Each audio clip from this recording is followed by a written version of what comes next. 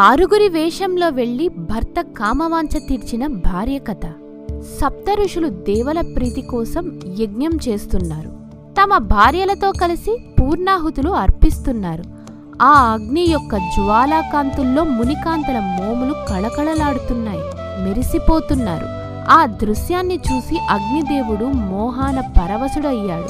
మునికాంతలను చూసి అగ్నిదేవుడు క్రమేణా విరహాగ్నిలో వేగిపోతున్నాడు. ఇదంతా అగ్నిదేవుని భార్య గమనించింది. భర్త పరిస్థితిని భార్య స్వాహాదేవి అర్థం చేసుకుంది. ఎలాగైనా సరే తన భర్త విరహాన్ని శాంతింపచేయాలి అనుకుంది. మరి ఆమె భర్త మునికాంతలను చూసి కదా విరహాగ్నిలో వేగిపోతున్నది. అందుకే ఒక ఉపాయం చేసింది. ఆ మునికాంతల వేషధారణలోనే వెళ్ళాలి అనుకుంది. ఇలా ఒకసారి ఒక ముని భార్య వేషంలో, మరోసారి మరో ముని భార్య వేషంలో వెళ్ళి భర్తను తానే సుఖపెట్టింది. అగ్నిదేవుడు ఆనందపడుతున్నాడు.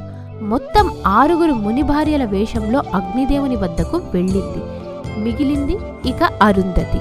ఆమె రూపం ధరించడం స్వాహాదేవికి సాధ్యం కాలేదు. ఇలా 6 ముని భార్యల రూపంలో అగ్నిదేవునితో కలిసింది స్వాహాదేవి. అగ్నితో స్వాహాదేవి కలిసినప్పుడు అగ్నిలోనే దాగి ఉంది కదా శివుని వీర్యము. ఇది ఇంతకు ముందు పరమేశ్వరుడు వదిలిన వీర్యం. అగ్నితో కలిసి స్వాహాదేవి యందు 6 రూపాలుగా ప్రవేశించింది. స్వాహాదేవి శివుని వీర్యాన్ని భరించలేక దాన్ని కైలాసము మీద ఒక శిఖరాన వదిలివేసింది. కాసేపటికి గాలి హోరు మొదలవగా ఆ కదలికలకు వీర్యము ఆకాశగంగ యందు చేరింది. గంగ కూడా శివుని వీర్యాన్ని భరించలేక ప్రవాహ రూపంలో 6 పాయలుగా చీలి నదీ తీరమునందు రెల్గుదుబ్బలలో ఆ వీర్యాన్ని వదిలివేసింది. ఆ రెల్లిగడ్డ యందే ఒక బాలుడు జన్మించాడు. శరము అనగా రెల్లుగడ్డి. ఆ రెల్లుగడ్డి యందు జన్మించాడు కాబట్టే కుమారస్వామిని శరజన్ముడు అని పిలువబడ్డాడు.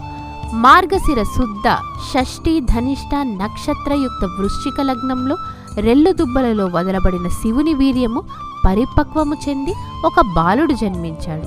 అతడికి 6 తలలు 12 చేతులు ఉన్నాయి.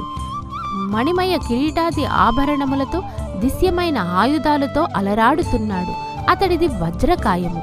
ఈ బాలుడు జన్మించగానే దేవతలు పూలవాన కురిపించారు. అతడే కుమారస్వామి.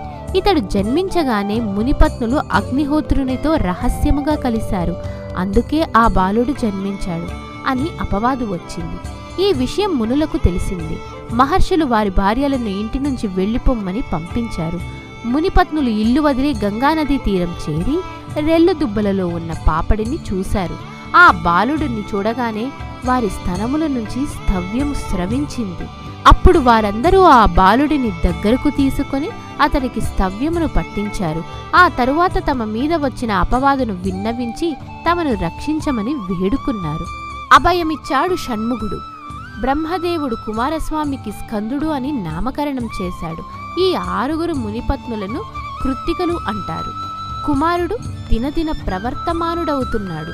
సింహ సార్తూలాది మృగాలే అతడికి ఆట వస్తువులు. శివధనస్సుని అవలీలగా ఎత్తి సంధించి బాణాలు వేస్తున్నాడు. ఇలా ఒకరోజు బాణము వేయగా హిమాలయ పర్వతములోని ఒక పర్వతం ఎగిరిపడింది. ఇంకో బాణం వేయగా అది క్రౌంచ పర్వతాన్ని ముక్కలు చేసింది. వీళ్ళు విద్యాభ్యాసం చేసే రోజులలోనే అనేక మంది రాక్షసుల్ని సంహరించాడు. ఈ విషయం దేవేంద్రుడికి తెలిసింది. ఇంత గొప్ప యోధుడు ఎలా జన్మించాడు? బహుశా దేవతలలో ఉద్భవించాడేమో. ఎందుకైనా మంచిది, అతన్ని అంతం చేద్దాం అనుకున్నాడు. వజ్రాయుధాన్ని కుమారస్వామి మీదకు ప్రయోగించాడు. అది నిరుపయోగమైంది. కుమారస్వామికి కోపం వచ్చింది. వక్షస్థలం నుండి విశాఖుడు, కుడి పార్శ్వము నుండి శాఖుడు, ఎడమ పార్శ్వము నుండి నైగమాఖ్యుడు జన్మించారు. బల పరాక్రమాలలో వీరికి వీరే సాటి. వారు ముగ్గురు వెంటనే బయలుదేరి ఇంద్రుణ్ణి బంధించి కుమారస్వామి ముందు నిలబెట్టారు. ఇంద్రుడు క్షమాపణ కోరగా శరవణభవుడు ఇంద్రుణ్ణి క్షమించి వదిలేశాడు. ఆ తరువాత ఒకరోజు పార్వతీ పరమేశ్వరులు కొలువుదీరి కైలాసంలో కూర్చున్నారు. బ్రహ్మదేవుడు వచ్చి కుమారస్వామికి దేవసేన అనే కన్యకు వివాహం చేయమని సలహా ఇచ్చాడు. ఏకాదశి నాడు దేవసేన కుమారస్వామిని దేవతలకు సేనానిగా ఎన్నుకున్నారు. త్రిమూర్తులు ఇంద్రాది దేవతలు దీవించారు. దేవతలందరూ వారి వారి ఆయుధాలను కుమారస్వామికి అప్పగించారు. ఆ సమయంలో పరమేశ్వరుడు కుమారస్వామితో ఇలా అన్నాడు: కుమార, నీ శౌర్య ప్రతాపాలతో రాక్షస సంహారము చేసి దేవతలను రక్షించాలి, ధర్మ సంస్థాపన చేయాలి. తారకాసురుడు నరబల గర్వముతో విర్రవీగుతున్నాడు, అతడిని సంహరించి దేవతలకు శుభము చేకూర్చాలి అన్నాడు. వెంటనే కుమారస్వామి దేవతలందరినీ వెంట పెట్టుకుని తారకాసురుడు ఉండే శోణితపురముపైకి దండయాత్రకు బయలుదేరాడు. షణ్ముఖుడి సైన్యం రణభేరులు మ్రోగించాయి. భేరీ భాంకారాలకు దిక్కులు పిక్కటిల్లాయి. కుమారస్వామి సైన్యాన్ని చూసి రాక్షసులు గుండెలు అదిరిపోయాయి. శోణితపురాన్ని ముట్టడించారు దేవతలు. కొనసాగింపు ఉంటుంది, గమనించ.